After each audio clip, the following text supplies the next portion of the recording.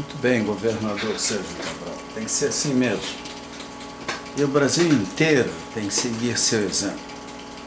Na hora de mudar essa lógica de concentração de impostos em Brasília, o presidente da República se considera dono do Brasil, quando deveria ser um estadista, um representante de uma união de estados com relativa autonomia. No entanto, desde os anos 80 do século passado, gradativamente a União concentrou os recursos dos impostos, das taxas, dos encargos, e qualquer estado, por mais competente que seja, tem que ter seus governadores, seu governador, seus deputados, seus senadores, mendigando verbas para poder fazer alguma coisa. Brasília, não é à toa, é um dos estados com maior IDH do Brasil, se não o maior. Afinal, cueca de luxo, meia de luxo, cadeia de luxo, né? Tudo em Brasília, né? E hotéis, né? O que mais tem lá é hotel, porque lobista e os nossos representantes têm que ir para lá, né? Continuamente, pedir a bênção de alguém que foi eleito, sabe como ou porquê, né?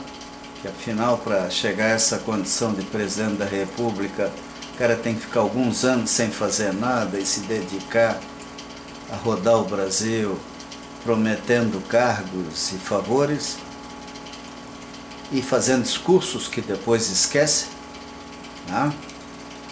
Essa democracia de Araque que nós vivemos tem que mudar.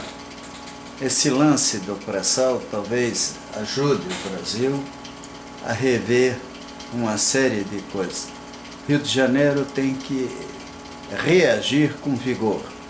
E não é só o Rio que perde com isso, não. É o Espírito Santo, é São Paulo, é Rio Grande do Sul, é Bahia, sabe lá o estado do Maranhão. Isso porque nós só falamos do pré-sal, né, do petróleo. A energia hidrelétrica, temos situação não muito diferente, outras. Nós temos que rever toda a política fiscal brasileira e o governo federal tem que adotar estratégias mais sérias de administração dos recursos dos impostos para parar com essa mania de arrecadar cada vez mais para só investir na véspera das eleições, ainda em contratos duvidosos, né, que nos levam a ver queixas solenes contra o Tribunal de Contas da União. Por quê? Né? O pessoal lá não é tão burro. O que custaria, por exemplo, que esses contratos fossem bem feitos? O que impediria isso? Por que tanta dúvida? Por que o Tribunal de Contas é obrigado a intervir? O que acontece nesses contratos que, se o projeto às vezes leva 10 anos, o intervalo entre a publicação do edital e a abertura das propostas é ridiculamente pequeno. A divulgação dos termos dos editais é precária. A discussão dos projetos, menos clara. Os nossos representantes em Brasília preferem gastar o tempo falando mal um do outro. Nós precisamos rever essa estratégia federativa, política, para que o Brasil tenha mais seriedade, né? E para que o povo brasileiro não tenha, infelizmente, que ver com desconfiança manifestações que podem agradar os ignorantes, que podem agradar aqueles que não prestam atenção na política como um todo, mas que dão repugnância, assustam, incomodam, né? Não só nossas autoridades quando recebem vaias, né, das quais reclamam, nem sempre sem entender a razão delas, mas porque todo brasileiro é obrigado a pagar uma montoeira de impostos e vê muito pouco desse dinheiro se transformando em algo que presta.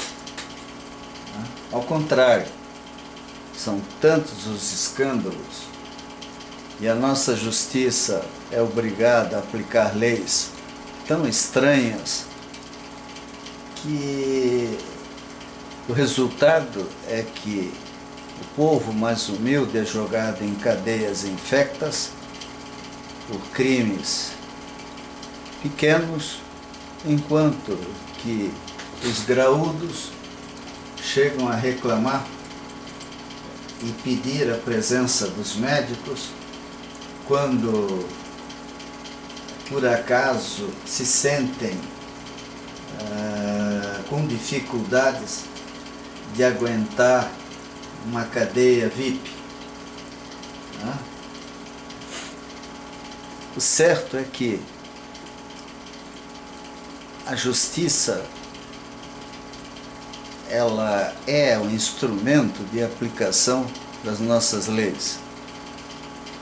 E a jurisprudência é uma rotina que nós herdamos, talvez, de séculos de aristocracia, de respeito às elites e de desrespeito ao povo.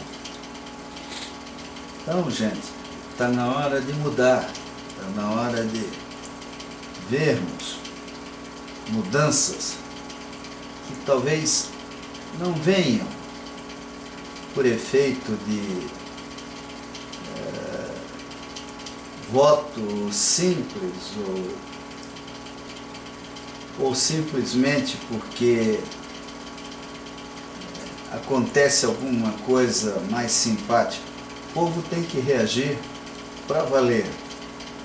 Nós não podemos continuar fazendo papel de palhaços, porque o povo não merece ser ofendido, agredido, quando protesta. Os políticos precisam, isso sim, prestar atenção nos porquês das reclamações, dos porquês das broncas, das vaias, dos porquês dos protestos. De alguma forma, o Brasil precisa mudar.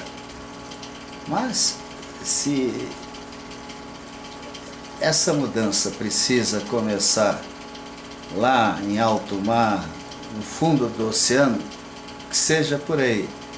Essa discussão do pré-sal é ótima, porque ela põe em xeque, acima de tudo, o mérito de uma organização que muda as regras de acordo com conveniências de últimos instantes, por simpatias e estratégias pequenas de partidos que querem se eternizar no poder.